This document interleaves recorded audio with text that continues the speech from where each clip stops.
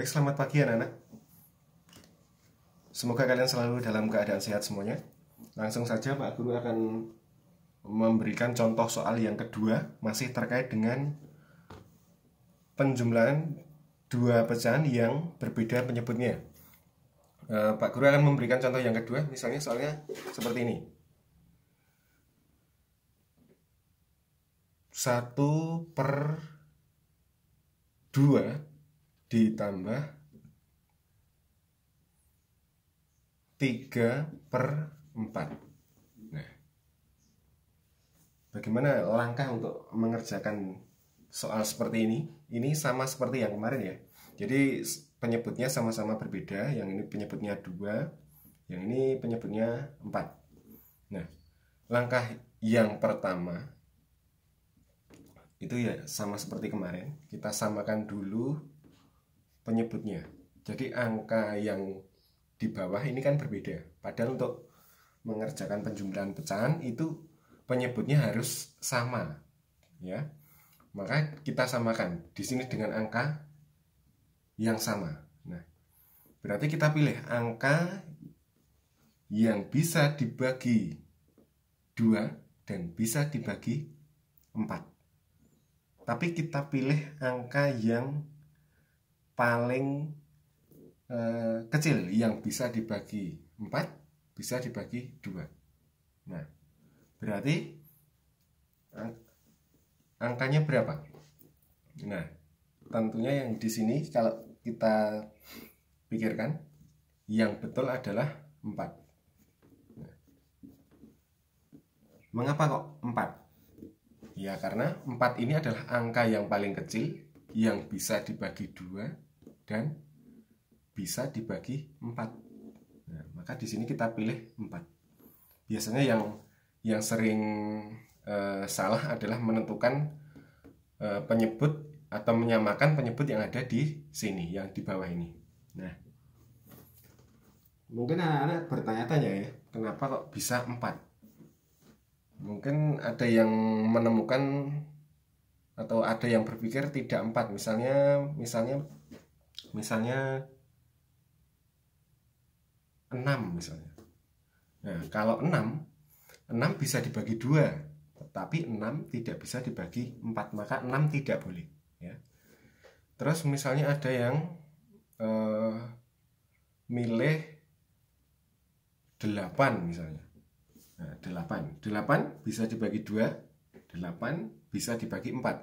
Tetapi 8 itu lebih besar dari 4. Padahal untuk penyebut yang di sini kita usahakan kita pilih yang angkanya paling kecil atau lebih kecil. Jadi ini 4 ini sudah paling kecil, ya, daripada 8.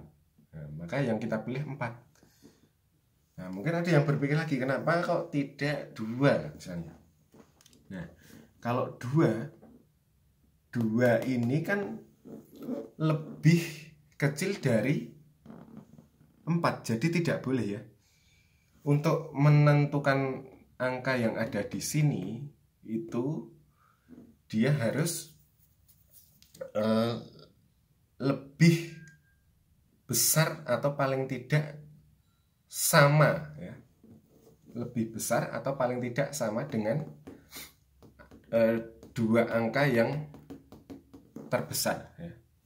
2 angka yang terbesar di sini. Jadi dipilihnya harus angka yang paling tidak itu sama atau lebih besar dari kedua angka yang di bawah ini. 4 boleh, karena 4 itu lebih besar dari 2 atau sama dengan yang 4 ini. Nah, maka boleh.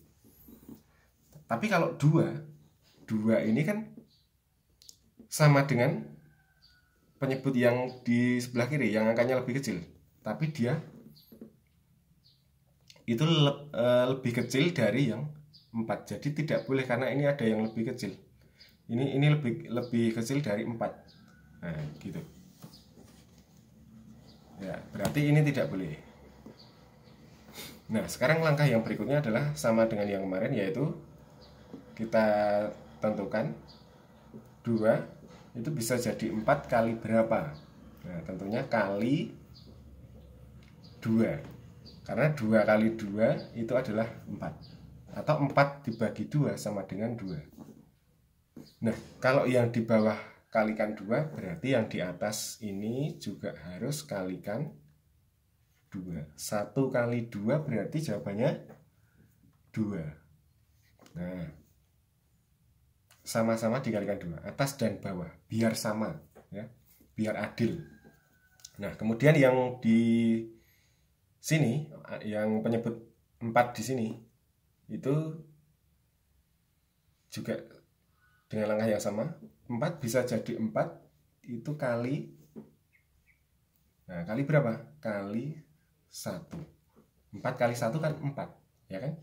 Berarti yang di atas juga harus dikalikan dengan angka yang sama. Berarti 3 kali 1. Nah, 3 kali 1 berarti 3. Nah, langkah yang terakhir. Langkah yang terakhir, untuk yang penyebut, ingat jangan dijumlahkan ya. Jangan dijumlahkan, jangan 4 tambah 4, jangan, itu salah ya. Tapi kalau penyebutnya sudah sama, maka tinggal kita tuliskan. Karena di sini penyebutnya 4, maka di sini juga 4. Nah, kemudian yang atas atau yang untuk pembilangnya di sini itu kita jumlahkan. 2 ditambah 3 berarti 5. Jadi hasil akhirnya adalah 5/4. Nah, ini untuk contoh yang kedua ya. Nanti setelah ini anak-anak akan saya berikan 5 latihan soal ya.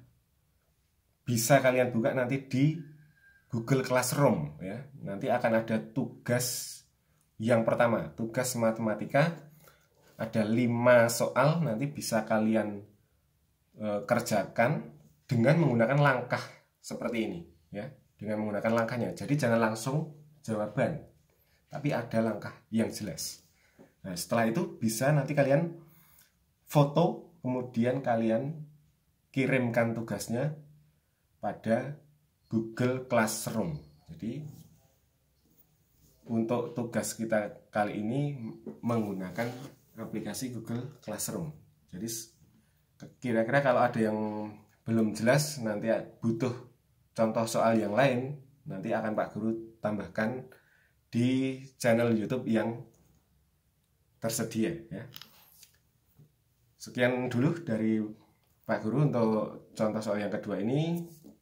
Kurang lebihnya mohon maaf. Selamat pagi.